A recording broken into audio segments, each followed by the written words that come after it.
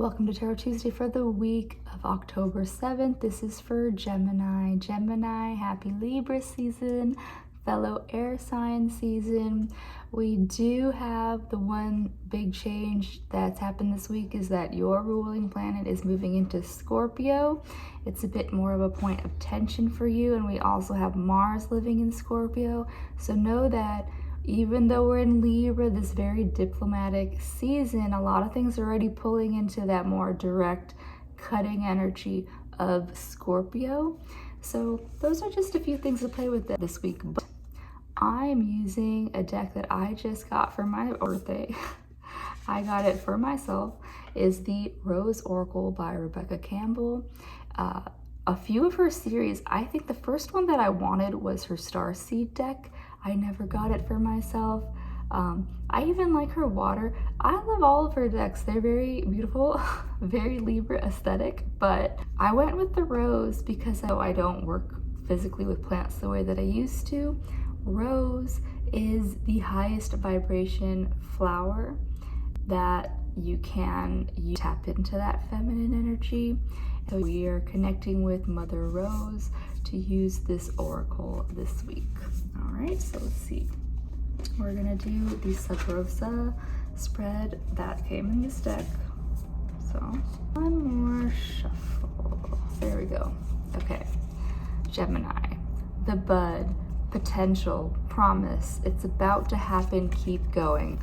So Gemini, there is something that you have been dreaming up. There is a plan, a wish, and even if it's something that you have started, so say if you start a new workout routine and you don't lose like 5 pounds in that first week, you just give up, that was not effort. That's not physically possible. If you start a new routine, you've got to stick it out. It might even be a few months before you see any results. So Gemini, this is saying that if you have started something or if you are dreaming something in right now, don't give up on it. Continue, be persistent, be consistent to see the results that you want. That is how you get results, is by being consistent. Brothers of the Rose, sacred masculine, honor, protection, support. And so this card coming up here is saying that, and I said this last week, we all have divine feminine and masculine energy within each and every one of us. There is no problem with being more of one than the other, but know that they aren't separate. A big issue right now is that the divisiveness of the world is because we see things as black or white, this or that, polarities, dualities. And this is asking you to look at all that you have polarized, all that we are polarizing, and say, what is it that's sacred in all that I am rejecting? What is sacred in all that I am not able to take action on right now? Because all of the girl bosses in the world, all that girl boss energy is sacred masculine. It's taking the action. The feminine space is about being soft and receptive, and it's not a bad thing to be holding either energy. But if you are too much yin, then your yang deficiency is going to show. If you're too much yang, vice versa, all that stuff. What I was saying last week to somebody else who got a similar card is that the sun and the moon are that duality, and if the world were to stop spinning in balance, then half of the world would cook and half of the world would freeze. So honoring that balance within you, that there's time to take action, there's time to rest, there's summer, there's winter, there's times for each. And so not to discount all of the masculine within you, hold it as sacred. Look for sacred masculine outside of you, because if you are on that camp of All men are this.